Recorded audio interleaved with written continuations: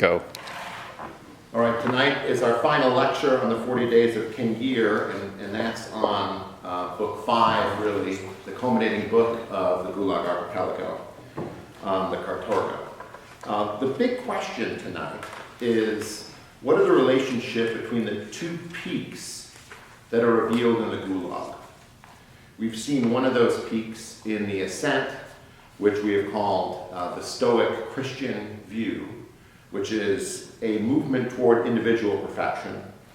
And we see here, book 5, the political reaction to the Gulag, or the embrace of freedom, political freedom, as the other peak of human life.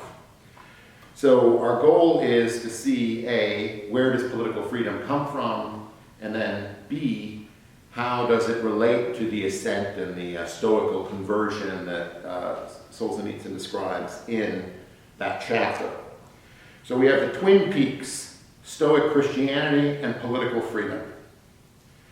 We've seen the prospect of spiritual growth inside the Gulag. That's what the ascent is about. Is that growth generalizable? That's the question of political freedom.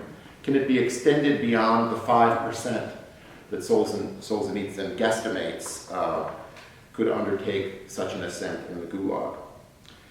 All right, and in order to do that, we're going to look at a couple things here in book 5. One of them is not in anyone's book, and that is a preface to the English translation of the Gulag archipelago that he begins book 5 with.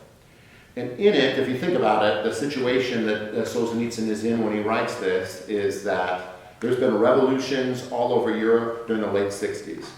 The book is published in the United States in the early 70s. So the members of that revolutionary generation of the 60s are claiming Solzhenitsyn as their own. And they're expecting him to endorse their revolutionary ambitions. And what Solzhenitsyn writes in the preface to the English translation is his attempt to differentiate the revolutions or the mutinies that happen within the gulags from the revolutions that happened in the streets of Paris and in Watts and across the United States. And since liberal democracies are prone to revolutionary activities, we might say that these activities continue. So Solzhenitsyn is differentiating his mutiny from their revolution. And here's what he says. The communist regime has not been overthrown in 60 years, not because there has not been any struggle against it from inside, not because people docilely surrender to it, but because it is inhumanly strong, in a way as yet unimaginable to the West. In the world of concentration camps, corrupt as everything within the Soviet system, the struggle began by terrorist actions. Terrorism is a condemnable tool. But in this case, it was generated by 40 years of unprecedented Soviet state terrorism. And this is a striking instance of evil generating evil. It shows that when evil assumes inhuman dimensions, it ends up by forcing people to use evil ways even to escape it.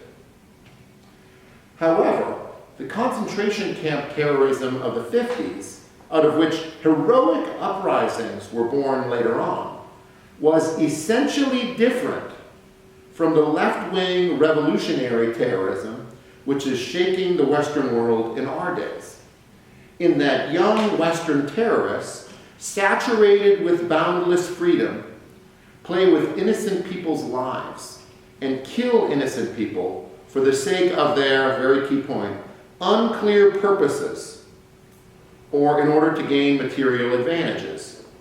Soviet camp terrorists in the 50s killed proved traitors and informers in defense of their right to breathe. So the contrast here is between left-wing revolutionary terrorists in the West, who he says embrace unclear purposes and therefore have unclear ambitions. And in fact, let's connect this with the rest of the analysis.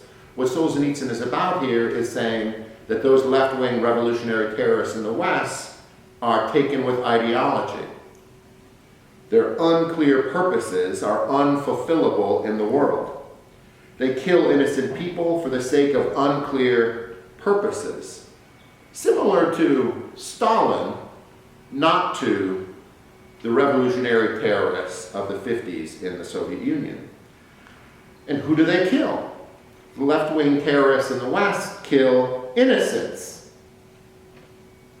That is, people who are not part of that an evil regime. Whereas, who did the Soviet camp terrorists kill? Proved traitors and informers. And what did they do it in defense of? Their right to breathe. Now, I think that's a bit rhetorical on his point, and we're going to have to think about what the justification for the Soviet terrorists were. But nevertheless, they had a concrete ambition that was not connected to an ideology, but was a basic, an attempt to defend a basic human aspiration to live. Okay, it may not have been breathing, but it may have been, that may be a metaphor for something deeper and more substantive. Okay, and one other place to look at this, and this is one of these passages that's not in your lap, but will be in the Jordan Peterson edition on page 388. So let me give you a little bit of context for this. It's on 324, 234, for those who have the whole book of this one, which is only me, so don't worry about that. What happens in this particular book, book 5, is he goes through that list that we talked about last time. He says, in what ways can we resist ideology? And he says there are 4: hunger strikes, protests, escape, and mutiny. And he has chapters dedicated to those who would escape. He has chapters dedicated to hunger strikes and why they're difficult. And then the end of the book, book 5, is about the mutinies. And it takes place in 3 chapters. Chapter 10, behind the wire, the ground is burning. Chapter 11, I'm going to get this roughly correct, tearing at our chains. And then chapter 12, 40 days of Kengir. Okay? The line I am reading from is from behind the wire, the ground is burning. The first of these chapters, it suggests a mutiny is afoot in the Soviet camps. And the place that I'm looking begins with the words, kill the stoolie, which we'll get to in a second. Kill the stoolie. That was it, the vital link. A knife in the heart of the stoolie. Make knives and cut the stoolie's throats. That was it. Here's the key passage. Now, as I write this chapter, rows of humane books frown down at me from the walls. The tarnished gilt of their well-worn spines glinting reproachfully like stars through a cloud. Nothing in the world should be sought through violence. By taking up the sword, the knife, the rifle, we quickly put ourselves on the level of our tormentors and persecutors, and there will be no end to it. There will be no end. Here, at my desk, in a warm place, I completely agree. So this is both, I think, the humanitarian pacifist critique of revolution and, I would submit, the Christian critique of rebellion that Solzhenitsyn is referring to. These are the books on the walls that are staring down at him. Is it right to revolt against established authorities? And in a warm place, he agrees. He agrees that it's not right to rebel against established authorities. But he continues, let's just continue for a second. If you ever get 25 years for nothing, if you find yourself wearing 4 number patches on your clothes, holding your hands permanently behind your back, submitting to searches morning and evening, working until you are utterly exhausted, dragged into the cooler whenever someone denounces you, trodden deeper and deeper into the ground from the hole you're in, and the fine words of the great humanist will sound like the chatter of the well-fed and the free. There will be no end of it. That's true. Next question. But will there be a beginning? Will there be a ray of hope in our lives or not? So he wrestles, self-consciously wrestles with the question of whether or not resistance is legal, right, moral is what I mean, not legal, it's not legal. Whether resistance is moral. And the argument against resistance is from the humanitarians, from the Christians, and from the perspective of Christian resignation, the one that is defended in the Assent. The idea here is that one does not intentionally do wrong. And political authorities are established and they bear the sword, not in vain, but rather to punish those who would arise. And what I tried to argue last time was that Solzhenitsyn agrees. He agrees that the actions of the revolutionaries, of the rebels, is unchristian. And he defends it. He defends it as the beginning. It's easy to talk about moral development, the perfection of the human soul, as Solzhenitsyn does, as movingly as a human being can do in the Assent. But one takes for granted the existence of political freedom and the necessity for passing down the faith of having political freedom. So I think he actually will provide a Christian defense of anti-Christian activity. Evil must be met to counter evil. And actually, good can come of it, as long as it's a beginning. Okay, now I didn't assign this chapter Behind the Wire, The Ground is Burning, and I somewhat regrets. I have a few, but then again, too few to mention. And this might be one of those regrets. I want to recount what happens in this particular chapter because it's the beginning. All right, so what happens? How does the revolution begin?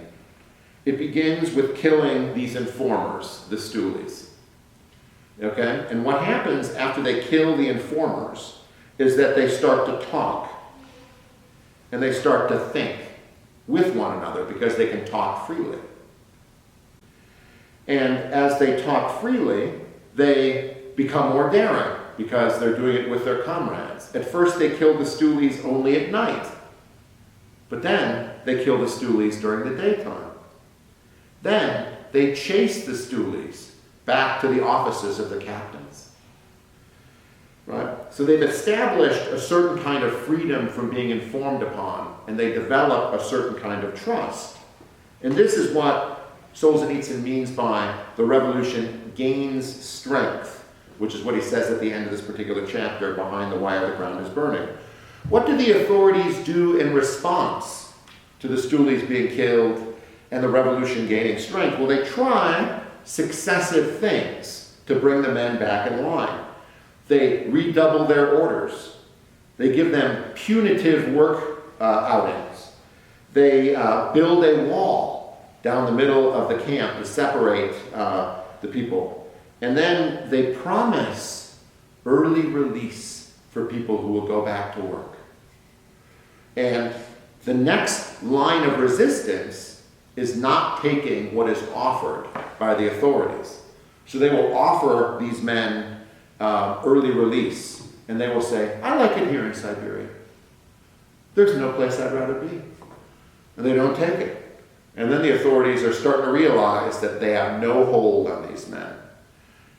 And when they realize they have no hold, they either become more violent or they become resigned to what goes on. So there's a lengthy description in this chapter on how the escalating confidence of the Zaks contrasts with the lack of confidence, the growing lack of confidence that the people who are running the Gulag experience. Okay? And so that's good. The next chapter, Tearing at the Chains, which I also didn't assign, but I don't regret that one, is a story of a particular place in the Gulag archipelago, Ikibustus, where Solzhenitsyn himself was a prisoner. And there is a revolt in this particular place, Ikibustus. I'm hoping that that's right. All right, and the methods used by the people who are revolting in this case are that they go on a work strike and a hunger strike. Now, we saw from the hunger strike that it only really works when there is a public outside who will put pressure on the Gulag. And in this case, the work strike going along with the hunger strike is the pressure put on the people who are running the Gulag, because production isn't being met. But, on the other hand, these people have been starved for so long that a hunger strike is like 3 days and you're out. So Solzhenitsyn reflects at the end of this particular thing on how pitiful it was. It lasted 3 days. But they did get double rations. Anyways, they're tearing at the chains. Okay? 40 days of Kengir is the apex of the mutinies and rebellions that Solzhenitsyn says define the 50s terrorism in the Soviet Union. And so let's turn to that, and that was the assignment for this week, so we're in good shape. Now the beginning of the 40 days follows the Ikibustus trajectory. The guards shoot people. The zeks don't go and work. They shoot more people. The zeks refuse to work. That's where you are, just like the previous chapter. But then the key moment happens. The introduction of the thieves. Introduction of the thieves is supposed to undermine the confidence of the members who have been in the Gulag. That's how it had always worked. The thieves were the socially friendly unit that came in and caused terror, mutual suspicion among the people who were prisoners. But these thieves had heard something.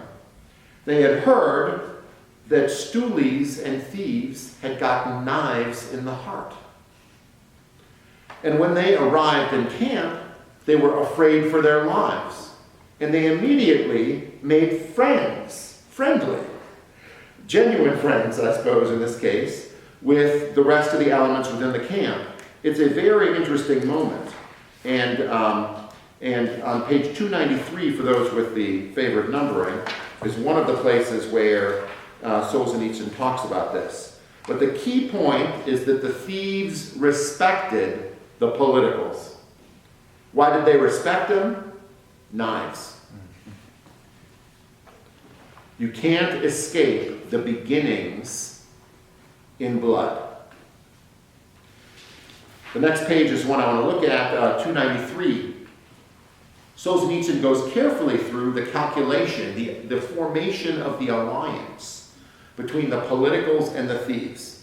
Events followed their inevitable course, he writes on 293. It was, italics, impossible for the politicals not to offer the thieves a choice between war and alliance. It was, once again, italics, impossible for the thieves to refuse an alliance, because there was a lot more politicals with just as many knives and a willingness. And it was, once again, italics, impossible for the alliance, once concluded, to remain inactive. If it had, it would have fallen apart, and civil war would have broken out. So, this is all based on the ground is burning. The killing of the stoolies is the key, but the thieves is I'll say the material cause as opposed to the efficient cause of what is going on here. The alliance is formed. And then, when you look at it, I mean, it's very remarkable.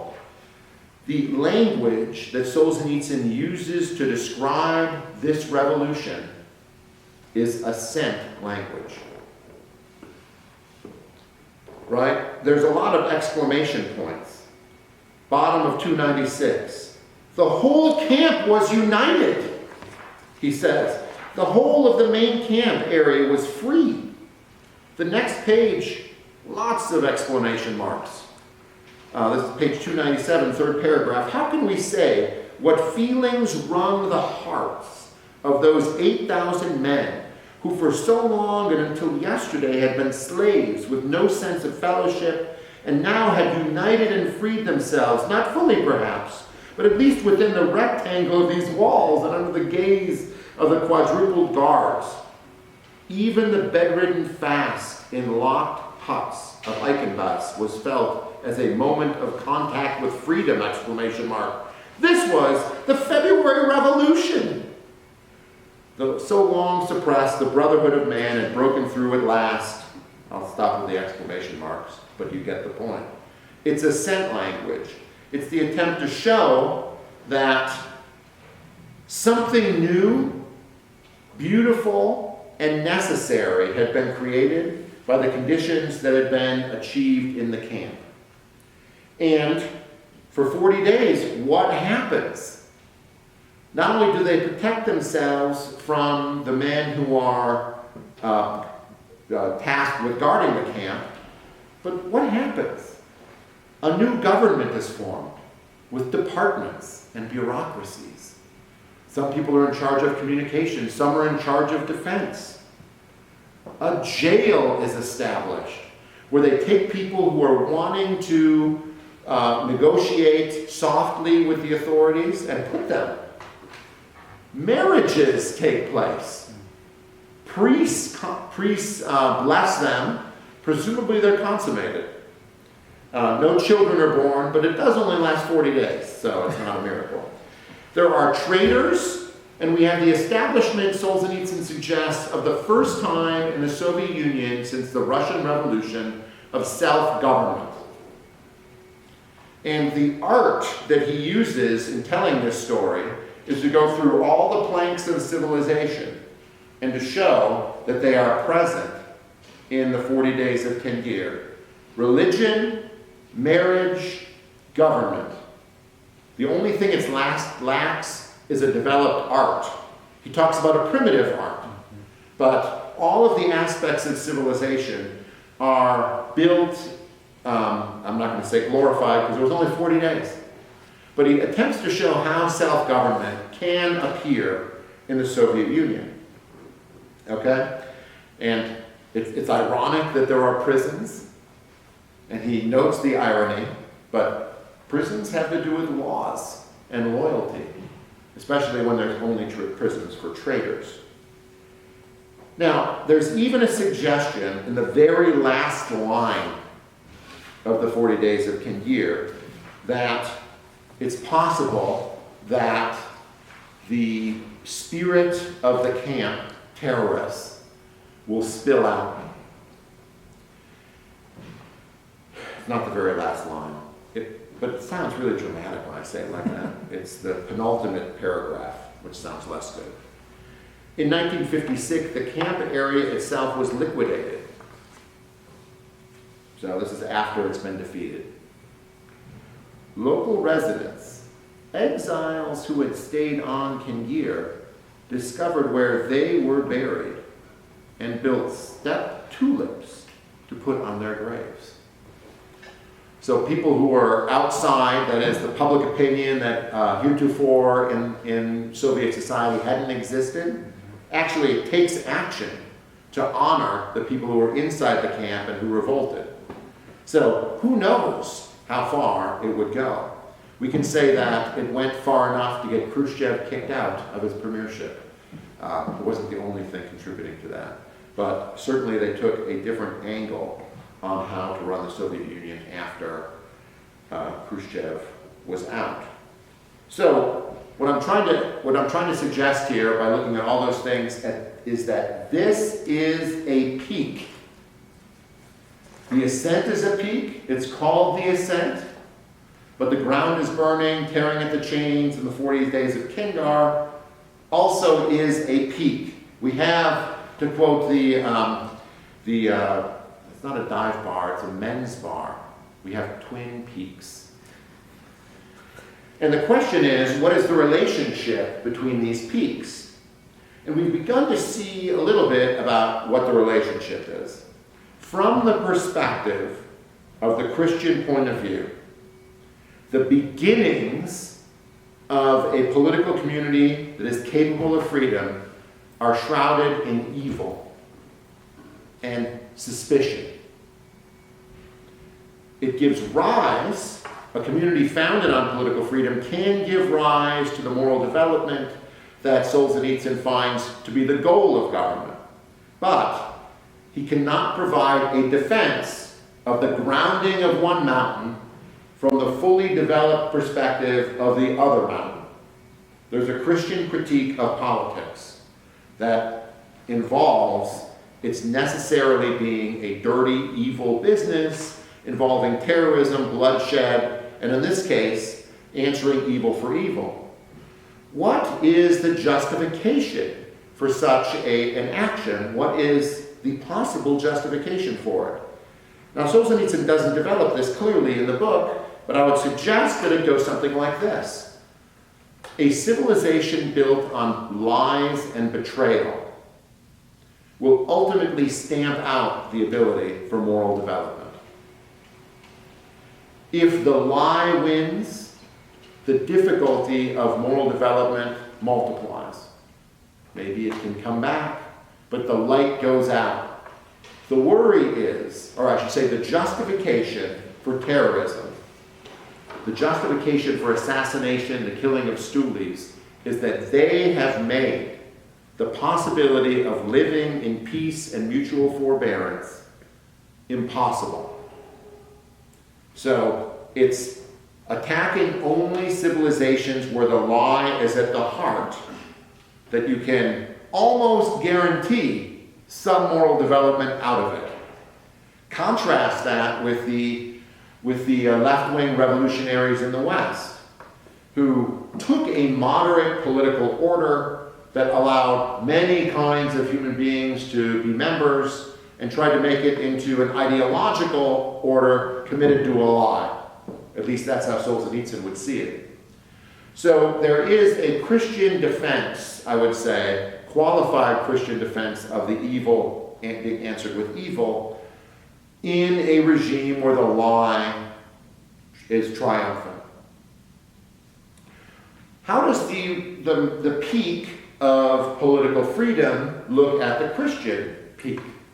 In other words, how does the ascent look from the perspective of 40 days of Kengir? Now that's a more difficult question because Solzhenitsyn does actually provide some of the reflection on that, right? In the beginning we looked at that quotation from 388 Peterson on having the book stare down at you when you write, and in the quiet of your room you agree. Now that means when there's no pain and threat, you agree. And what is essential to the Christian perspective, as Solzhenitsyn describes it in The Ascent, is the disappearance of things that you would regard as threats because you no longer care about the threats to your body and you only care about the threats to your conscience. And in a way, what he does in that little passage is show that there are some times when you go with your body and not your conscience. They're desperate situations. They're like the Gulag. They're when the lie can triumph. From the perspective of 40 days of Kengir, Christianity looks like an anti-political religion that is oblivious to the demands of politics at the beginning. It provides the orientation for politics, but not sufficiently attuned to the demands of beginning regimes and maintaining the conditions for the practice of the religion. And ultimately, I think, that's Solzhenitsyn's position. The ideological regime means that political freedom must take precedence temporally, that is, in time, but not morally, that is, it's not the goal. So, So let's compare that. Let's compare that and think that through for just a second. According to the American Declaration, the liberal position is that that political freedom is primary, and individual freedom is primary as the moral goal of society. Liberalism is freedom at the beginning and as an end. Solzhenitsyn gives a qualified defense, if you want to think of it, of the liberal point of view, and says that liberty or freedom needs to be there at the beginning. You can't take it for granted. And liberalism itself has made a great contribution to human life in recognizing the primary importance, temporally, of liberty. And that's why everyone was expecting Solzhenitsyn to be a liberal. And why they felt so betrayed when he says, and the purpose of freedom at the beginning is for the moral development of the human soul. When you start using those words, you don't sound like a liberal. And Solzhenitsyn betrayed himself, and he betrays himself in this book, I think, as someone who is a halfway friend of liberalism, but is ultimately a critic of its view that freedom is the end of human life, is the goal of human life. Okay, so there is a critique of Christianity from the perspective of political freedom, but I just want to say, Solzhenitsyn hems in his Christian critique of political freedom by talking about the ends and the why are the things that justify the use of force at the beginning from a qualified Christian point of view. Unlike Paul, Solzhenitsyn's men don't sit back and let Nero have his way. They raise up, they kill stoolies. And that's because Stalin and ideology and the Gulag are more of a threat to the fundamental orientation of civilization than Nero. Nero was like the heroes of Macbeth, who killed a dozen men and started to feel bad about it. Stalin and the ideology that helps justify the mass killing of human beings is the new phenomenon that you can't sit back and allow to erase the marks of Christianity from human life. So you have Kengir. Okay, last level here. How do these twin peaks of Christian stoicism and political freedom challenge the ideological point of view? Ultimately, I think for Solzhenitsyn, it's the existence of these peaks that make him suspicious of the possibility that ideology can triumph, or that it should triumph, which is the more interesting question, right? So how do Christianity, or the Christian stoicism that I talk about, and political freedom challenge ideology? Let's go back and think about what ideology is. I think I had 3 things that I used to define ideology for Solzhenitsyn. First of all, ideology is, I'm sorry, I don't have these things memorized, I just know them, is an erasing of the old. The second thing is it's a simplification of the goals of human life, taking something that's good and making it into the only good and ignoring all the other goods. And the third thing is that it portrays all the past as oppression and promises a utopian future where human liberation and human perfection will be experienced and loved. Okay, so these are the characteristics of ideology. Now, in each case, Christianity and political and the view of 40 Days of Kengir, the political freedom, cut against the views of ideology. Okay, so let's take them from back to front. Often, so let's talk first about history as oppression and the future as liberation and utopia. According to Christian, it's kind of the Christian pattern. We have a fall, things are bad, but eventually things will be made right, but it's brought to earth and made into a human aspiration and possibility. Christianity accepts the pattern, but rejects the location. Political freedom, as Solzhenitsyn understands it, and I think this is the best understanding of it, is a way of managing human imperfection. The reason we embrace political freedom is precisely because we lack the insight into the direction of history, and we shouldn't believe in the idea that history has a direction that is untouched by the human will.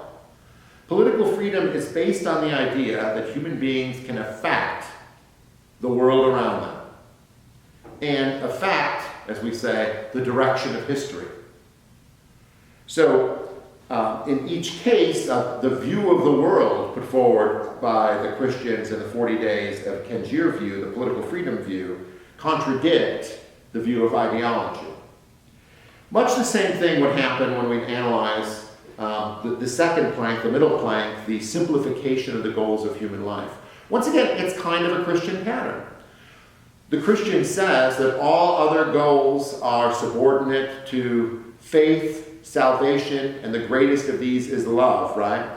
And so there are Christian virtues that are the peak. But there's also nothing about Christianity which demands the erasing of the things underneath it and the ignoring of those things. Family life can coexist with faith, though they can be in tension. Political life can coexist with faith, but they can be in tension. Whereas ideology takes one and erases it, erases all the other things. Same thing we would say, I think, when it came to political freedom. Political freedom is a way of dealing with human complexity, or as Madison might say, the diversity of faculties of men. The fact that human beings want, desire, are capable of vastly different things. So the view of the world that gives rise to political freedom really contradicts the view of ideology. And then now I want to go to the biggest point, okay? What I think is the biggest point on this. Christianity and political freedom are moderate philosophies, which means, from the perspective of ideology, they're uninspiring, but they're moderate. They have moderate expectations from human life on earth. There is no expectation of perfection, immortality, justice. There is hopes of vague improvements, small improvements in human life that will probably come with costs. The ideologue's view is one of costless progress, right? The view that human beings can be molded according to the ideas of those who know. Solzhenitsyn's deepest critique of ideology is that it's necessarily radical and therefore inhuman in its desire to stamp out diversity, the variety of goods. What I mean by diversity is the variety of goods that human beings aspire to. And it promises a perfection that human beings aren't capable of. His central quote, "The line between good and evil runs through the heart of every man, not through classes, races, or peoples," is an attempt to teach moderation in the face of an ideology that says that the line between good and evil runs through the heart of races, classes, and that if we could just get rid of those people, human perfection would be impossible. Just that, that we never run out of people to go after in the case of ideology. So that's my way of wrapping up Solzhenitsyn, and I'm gonna. We have a attentive audience. Does anyone have any questions about Solzhenitsyn on political freedom?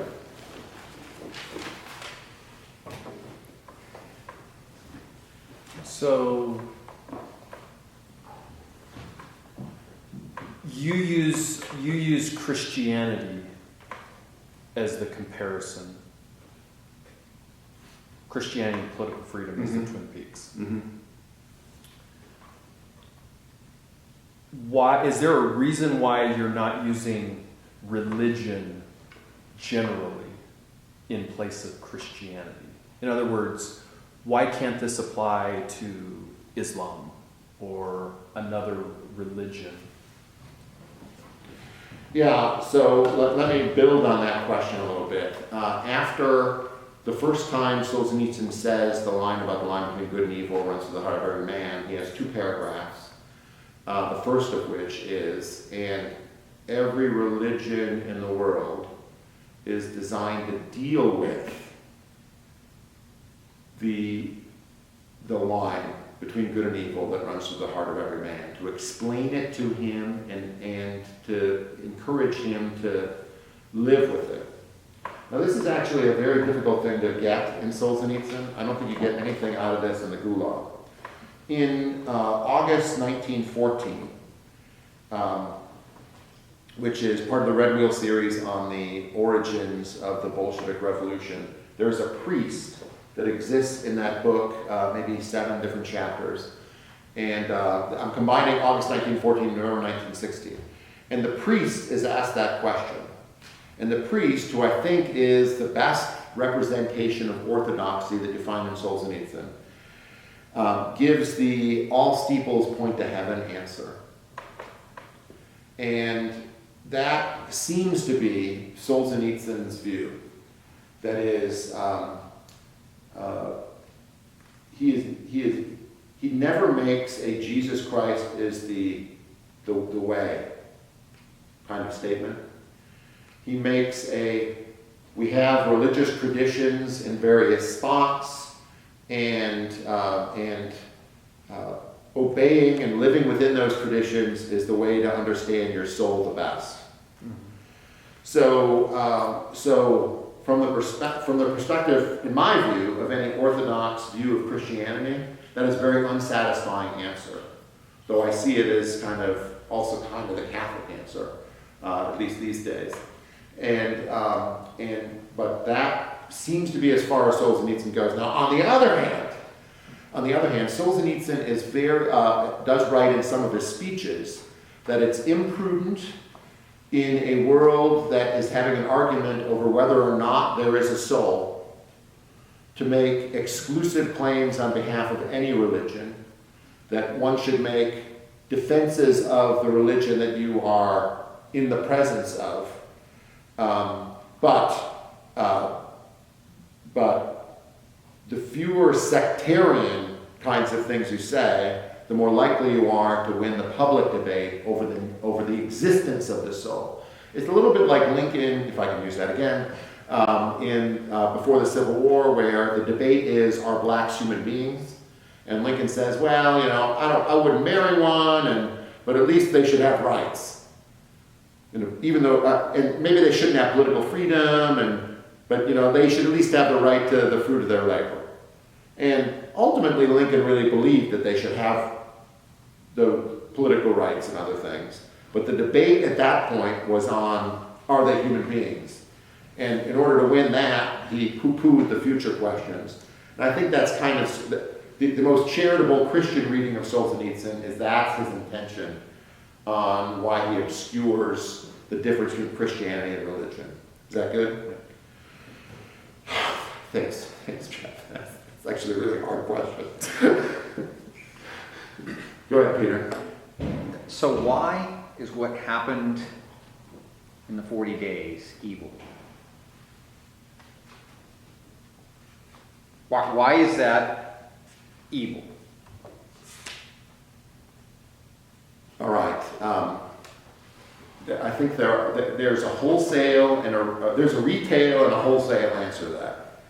The retail answer, that is the lower level answer, is that, and he admits this in various spots, that excesses would be done. That is, people who were not stoolies would be killed. That is, it was an imperfect process that was based on rumor and could be easily overtaken by vendettas. When one Zek doesn't like another Zek, you tell the people who are killing stoolies that that's a very low-level answer. But it points to the need to have, I would say, constitutional government. All right, so it's a low-level answer, but it has real implications for what you'd want to have after the Gulag. All right, the second answer I think is a moral answer, and that is, he raises two issues. When will it end? And then the Christian answer, is it ever right to violate the established authorities? And the criterion for established authorities is who has power, right? Which makes Christianity a very conservative religion when it comes to politics. Whoever has won the battle for political power is owed obedience. Stalin killed all of his enemies. Therefore, he is owed obedience. I mean, that's the Christian objection, right? Now, like when you press this objection, you wonder how it can apply in every circumstance. What would you do if there was an obviously stolen election where the person comes to power on the basis of fraud? It's utter naivete to see that as anything but a revolution, and resisting the revolution as anything but helping the established authority. You follow me? And in those circumstances, while we're juggling and trying to figure out who has political authority, there's no clear Christian dogma that tells you how to act. In a civil war, you don't know how to act. But the problem is that once a civil war ends, the question of established authority is decided, and there's a demand for submission. That's even the word, right? Of Romans 13, submit to establish authority. The other part of the moral objection is that the where will it end? Now, that's also not the most persuasive argument. I mean, it is a thing. It is a thing in certain circumstances. You can ask the question of where will redistribution of land end? When will you stop taking and start saying, now we've redistributed enough? There are a few examples in human history of redistributions that start and that stop. They always keep going. And so perhaps the same thing would happen with violence. It's not so clear to me that I would not do anything on the basis of that. I mean, you find that to be an unpersuasive answer? Somewhat. So the problem is that you can't just say violence because it's why. Okay? And a libertarian argument is, I can never initiate force, but it's my duty to respond to force. And so the underlying principle there is that what we're headed for is justice, right? So, and the same thing is true with a ruler, right? I mean, you just said, if someone steals, that's not just. That's why you have to do that, and the only tool we have is violence. And so it's not evil under that circumstance. I'm trying to differentiate a condition where the question of who owns the established authority is unclear. Then the duties of the Christian are unclear. But once the establishment of authority is clear, then the duties of Christians are clear. Now, Solzhenitsyn muddies it by saying, you will undermine Christianity by adhering to that ideological lie. Right. And so his justification for it is a not unchristian justification but it's not a Christian one. I think maybe I'm more submissive to established authority in Christian doctrine than you are. I believe that that's true. Yes, I think that's probably, I would have guessed that incoming. So this may be outside the scope of what you wanted to convey in the lectures, but and I haven't read the entire book, just the excerpts you've provided, but is there anywhere that Solzhenitsyn seems to indicate he'd have done things differently, looking back? You mean in the... So, In the course of so what resistance. one of the things that becomes clear, I mean, I'm trying to piece together this autobiographical element of it too, is that these ascents, his own ascent, the Christian conversion, and the 40 days of Kengir are happening almost at the same time. He mentions the doctor who was a Stooley Cornfield in this excerpt. He's part of around when the 40 days of Kengir is happening. So, and the tumor he goes to the hospital for it in chapter 11 of book 5. So these things are happening in parallel tracks. And so if would Solzhenitsyn do it any different, if you mean by that, he would obviously, I think, like to learn faster.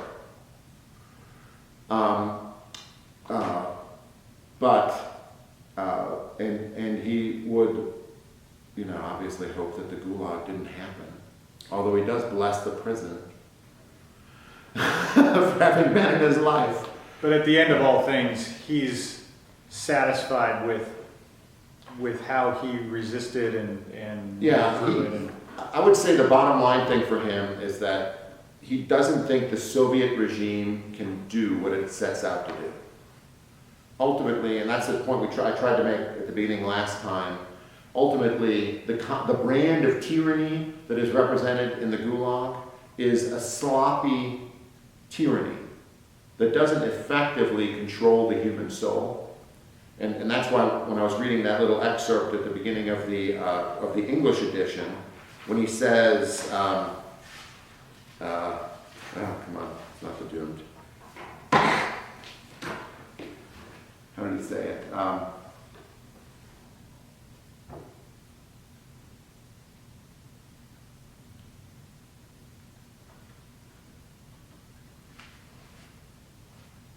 It was essentially different from the left-wing revolutionary terrorism which is shaking the Western world in our days, in that young Western terrorists, saturated with boundless freedom, play with innocent people's lives and kill innocent people for the sake of their unclear purposes in order to gain material advantages.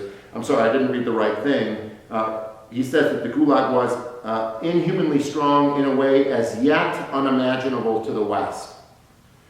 So that's his indication that the Gulag is a kind of sloppy way of trying to control and remake human beings. The more effective way is the way to control public opinion so that the very existence of the soul is something that's not thought of by human beings. And human beings don't see any value in political freedom. Therefore, the two peaks of human life are leveled and there's nothing to resist, which is what he thinks the left-wing revolutionary terrorism of the Western world is, as per his Harvard address. So the Soviets were lucky to have such a sloppy tyranny that probably could not last. But there is the possibility of a different brand that Solzhenitsyn was totally aware of from living in America from 72 to 93. And I would say did almost nothing but write on during those 20 years.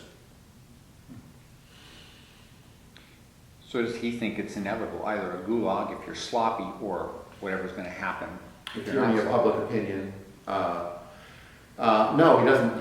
His biggest thing is against historical inevitability. It saps the human will, takes the idea of political freedom out of human life. It's an inhuman idea.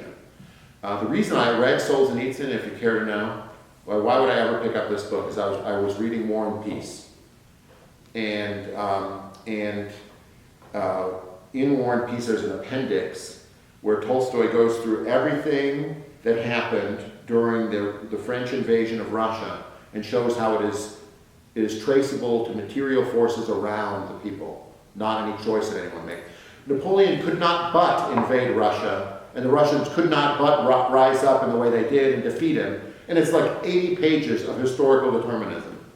And there was a little footnote at the bottom that said, in contrast, see Solzhenitsyn.